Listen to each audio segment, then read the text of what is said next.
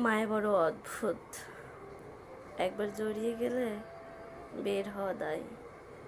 কখন কাকে কিভাবে স্পর্শ করবে তা কেউ আগে থেকে জানে না।